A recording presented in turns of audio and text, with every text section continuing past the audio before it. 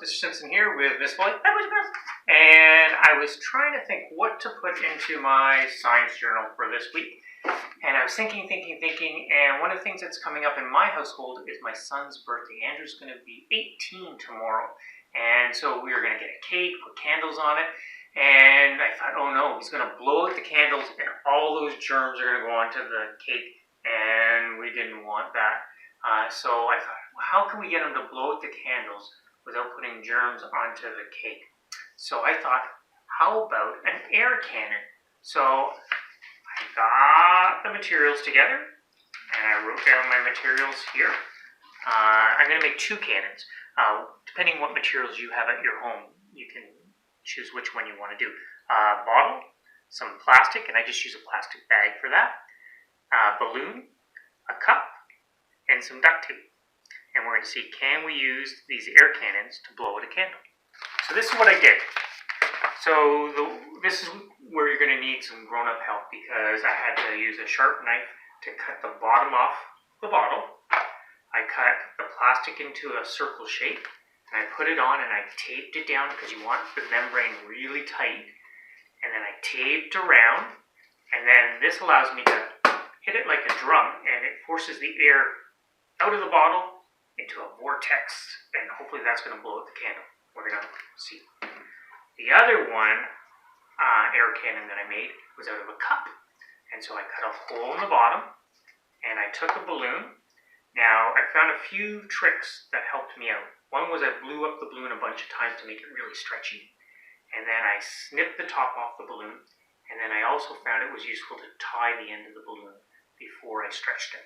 And then I stretched it onto the cup.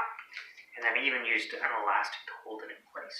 Now this air cannon is kind of neat because you can hit it like a drum, but this one allows you, because of the rubber, to pull back. And again, it's going to force the air out of the hole, make a vortex, and hopefully will blow out the candle. So again, you'll need a trusted adult to help you with this part. I'm going to light a candle. Now Andrew's cake hasn't been made yet. We're making that tomorrow. So we're using a brownie as a stand. So, which cannon to try first? Let's try the big cannon. So I'm going to aim at the candle. I'm going to, ooh, it moved. Let's see, I'll get a little bit closer. Oh, I'm going to have to get closer. That one doesn't seem to be working. I wonder if this cannon will work better. Let's get it close. Oh, this cannon worked better. It was a smaller cannon, but it worked pretty good. We've been playing with the cannon a little bit in different angles, and we found out if we aim down, it works a little better. So let's see if it works. There we go.